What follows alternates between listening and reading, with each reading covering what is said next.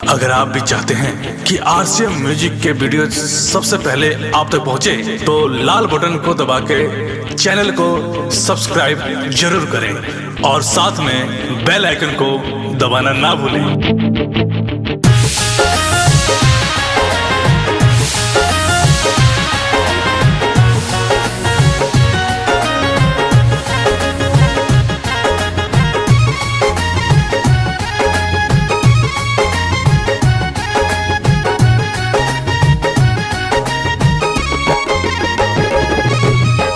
सुतलो पाओ करना मिलत हुई चैन हो, हर घड़ी हमारे ला हुई बेचैन हो।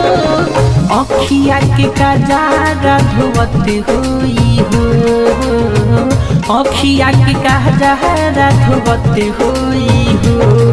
हमारा बिना एगो पगली रोवत हुई हो, हमारा बिना एगो पगली रोवत होई हो। हो सुतलो पाओ करना मिलत हुई चैन हो, हर घड़ी हमारे ला होई बेचैन हो। अखिया के कजारा धोवत हुई हो रे, अखिया के कजारा धोवत हुई हो। हमारा बिना एगो पगली रोवत होई हो, हमारा बिना एगो पगली रोवत होई हो।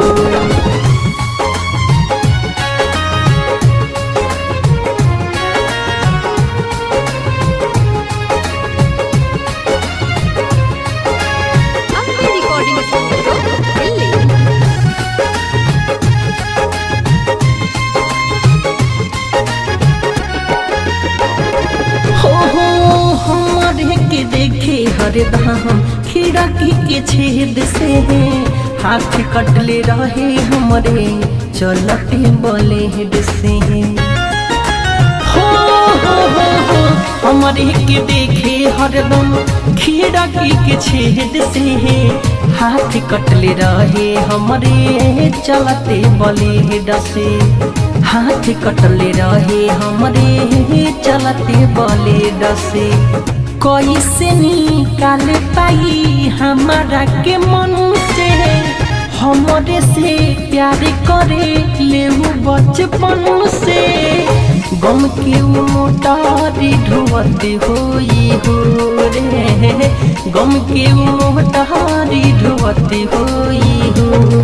हमारा बिना एगो पगली रोवत होई हो, हमारा बिना एगो पगली रोवत होई हो।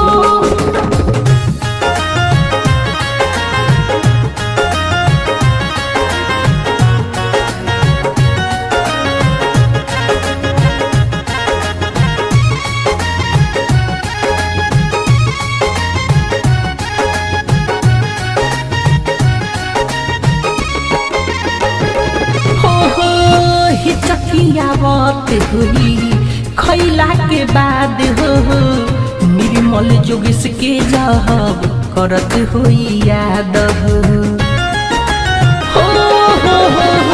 हिचकियावत हुई खैला के बाद हो, निर्मल जोगेश के जब करत हुई याद हो।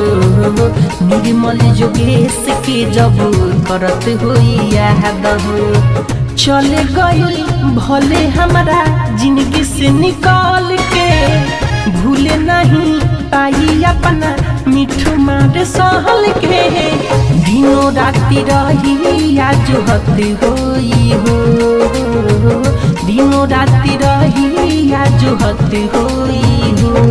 हमारा बिना एगो पगली रोवत होई हो, हमारा बिना एगो पगली रोवत होई हो। सुतलो पाओ करना मिलत हुई चैन हो, हर घड़ी हमारे ला होई बेचैन हो।